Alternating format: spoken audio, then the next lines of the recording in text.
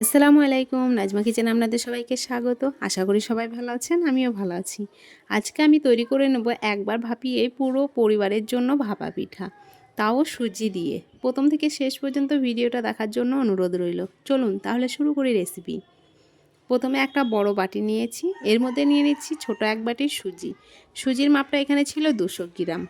এখন দিয়ে দিচ্ছি স্বাদ মতো নুন, আর ওই বাটিরই মাপে এক বাটি পানি। পানি দিয়ে সুজিটাকে খুব ভালোভাবে নেড়েচেড়ে মিশিয়ে নেব। এরকম ভালোভাবে নেড়েচেড়ে মিশিয়ে রেখে দেব 5 মিনিট। 5 মিনিট রেস্টে রেখে দিলেই হয়ে যাবে ব্যাটারটা তৈরি।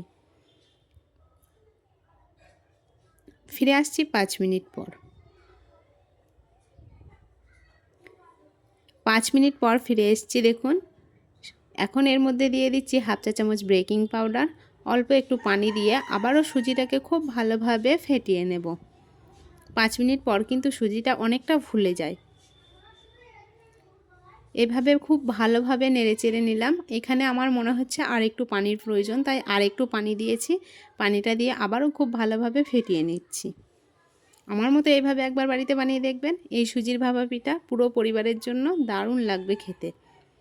এই রকম থাকবে ঘনত্বটা, এর বেশি পাতলা করবেন না, তাহলে ভালো হবে না। এখন আমি এরকম একটা স্টিলের থালা নিয়েছি, আপনারা চাইলে কেক মোল্ডও নিতে পারেন। এই থালার মধ্যে অল্প একটু ঘি লাগিয়ে নিচ্ছি। ঘিটা লাগানোর কারণ থালা থেকে ভাপা পিঠাটা তাড়াতাড়ি উঠে আসবে, একটুও লেগে থাকবে না। এখন এই থালার মধ্যে আমি ব্যাটারটা দিয়ে দিচ্ছি। প্রথমে আমি অর্ধেক ব্যাটারটা দেব। আমি অর্ধেক ব্যাটারটা দিয়েছি। এখন খুব ভালোভাবে চামচের সাহায্যে ছড়িয়ে নেব। আমার রেসিপি ভালো লাগলে লাইক করবেন, কমেন্ট করবেন, বন্ধুদের সঙ্গে শেয়ার করবেন।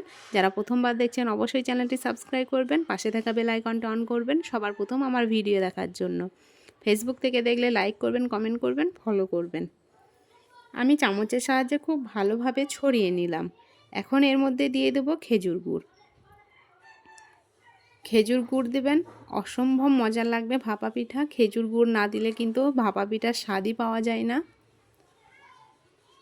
আমি খেজুর গুড়টা একটু বেশিই দিয়েছি, আপনারা চাইলে অল্প পরিমাণেও দিয়ে তৈরি করে নিতে পারেন। খেজুর গুড় দেওয়ার পর দিয়ে দিচ্ছি অল্প একটু ঘি। ঘিটা দেবেন, ফ্লেভারটা দারুণ আসবে। আপনারা চাইলে এখানে নারকেল কোড়াও দিতে পারেন। এখন বাকি সুজির ব্যাটারটা দিয়ে আবারও খুব ভালোভাবে এই গুড়টাকে কভার করে নেব।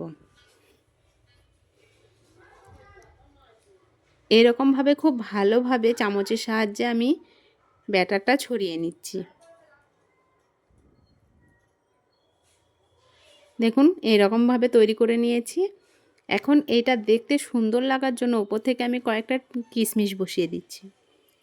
এটা অপশনাল, আপনারা চাইলে না দিলেও পারেন, তবে আমি দিয়েছি দেখতে সুন্দর দেখার জন্য।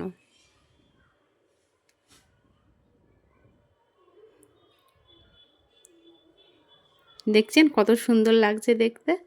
এখন এটাকে আমি ভাপিয়ে নেব। ভাপ দেওয়ার জন্য আগে থেকেই আমি একটা বড় হাঁড়ির মধ্যে পানি ফুটিয়ে নিয়েছি। এখন ছিদ্রযুক্ত একটা থালা বসিয়ে দিয়েছি, আর থালার মধ্যে সুজির ব্যাটার দেওয়া থালাটা বসিয়ে দিয়েছি। ঢাকা দিয়ে রান্না করব 7 থেকে 8 মিনিট।